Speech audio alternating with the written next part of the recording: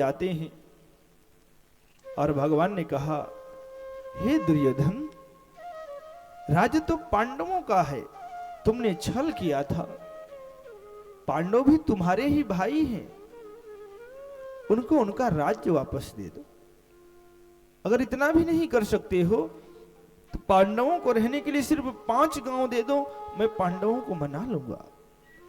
तब दुर्योधन के जो शब्द हैं यहां पे, दुर्योधन ने पता है क्या कहा, हे गोविंद, मैं पांडवों को राज्य नहीं, 5 गांव नहीं, सुचि अग्रम नैव दास्यामि विना युद्धेन केशव। हे गोविंद, आप 5 गांव की बात करते हैं, मैं सुई की नोक के बराबर भी नहीं दूं।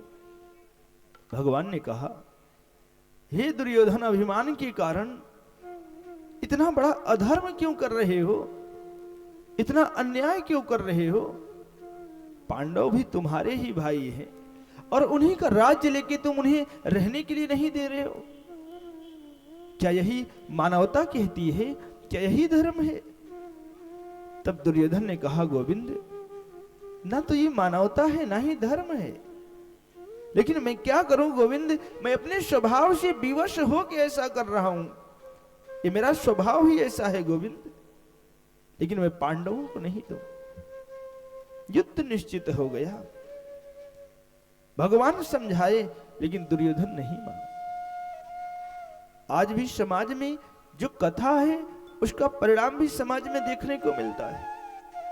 बचपना रहता है, भाई बंधु में कितना प्रेम रहता है,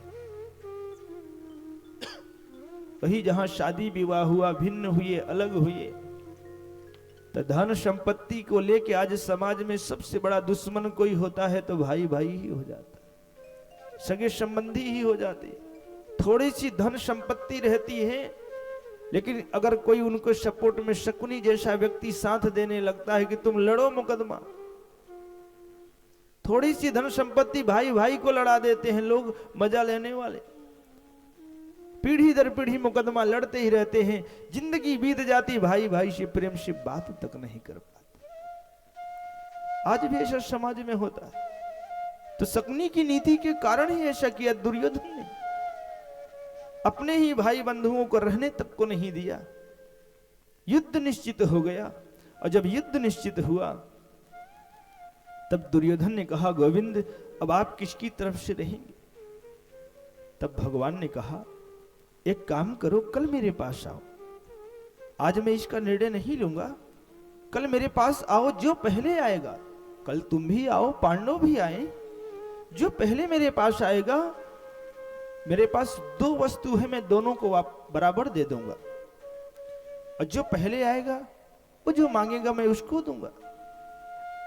भगवान गए अपने शिविर में विश्राम करने। दुर्योधन जानता था कि अर्जुन लेट में जाएगा। दुर्योधन पहले ही भगवान के पास पहुंचा। भगवान जानते थे कि दुर्योधन पहले ही आएगा। अपने सर के पास भगवान ने एक सिंहासन रख दिया और आंख बंद करके भगवान विश्राम करने लगे जानबूझ के। दुर्योधन आया, भगवान को प्रणाम भी नहीं किया, जाके सिंहासन पे बैठ गया। अर्जुन जब आया, सीधे हाथ जोड़ के चरणों में खड़ा हो गया, प्रणाम किया। तब भगवान उठ के बैठे, बोले, अर्जुन तुम कब आए? बगल में दुर्योधन बैठा था, खड़ा हुआ, गोविंद पहले तो मैं आया हूं। भगवान ने कहा, ठीक है पहले तुम आए, लेकिन सामने मेरे तो अर्जुन थे ना। अर्जुन बताओ तुम क्या चाहिए?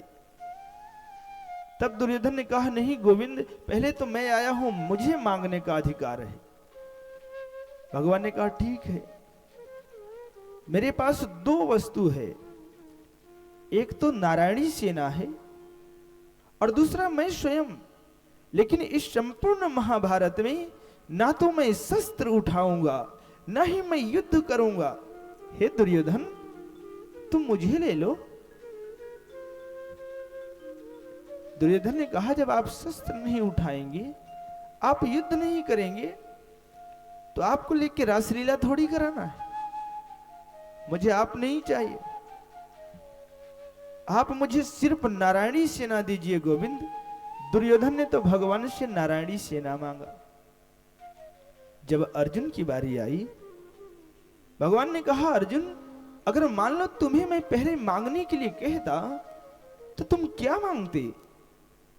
अर्जुन ने सादर चरणों में प्रणाम किया, बोला, गोविंद, बचपन से पिता का मैंने, हम लोगों ने, पांचों पांडवों ने तो न तो संस्कार पाया है, न प्रेम पाया है, न शिक्षा पाया है।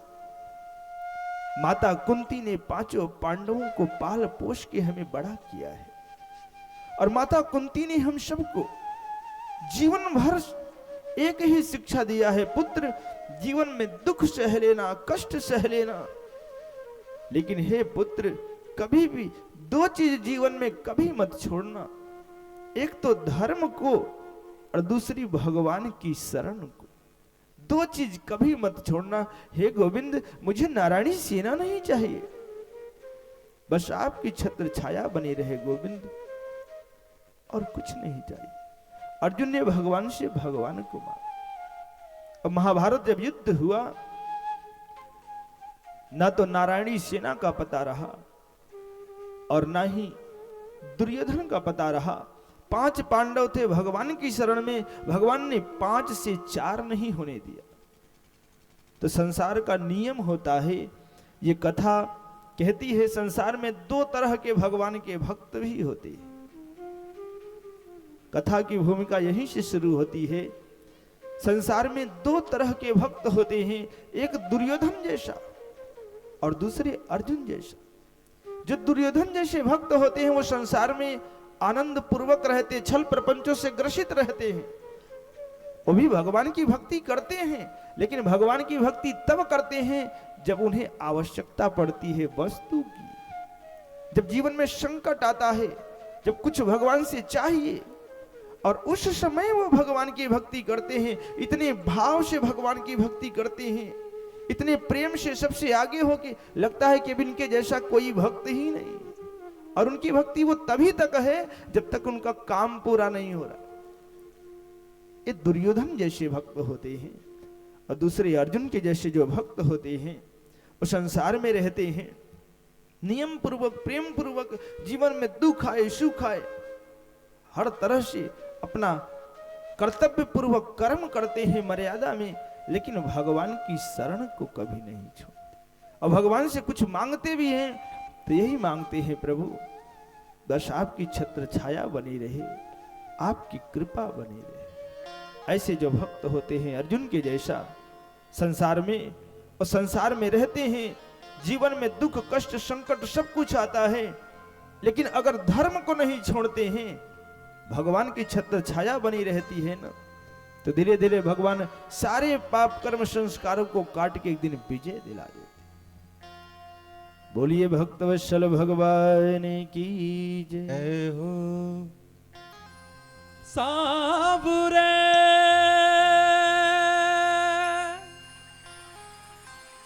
साबुरे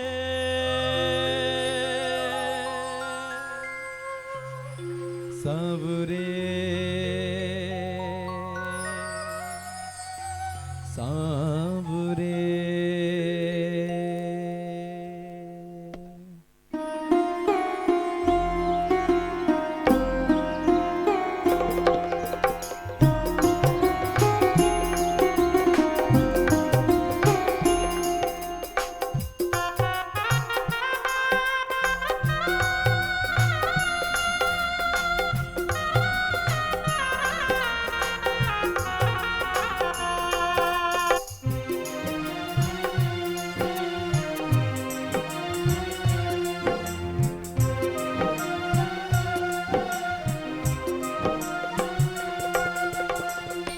लागी लगन को निभाए रख सांवरे, चरणों की प्रीत को बढ़ाए रख सांवरे।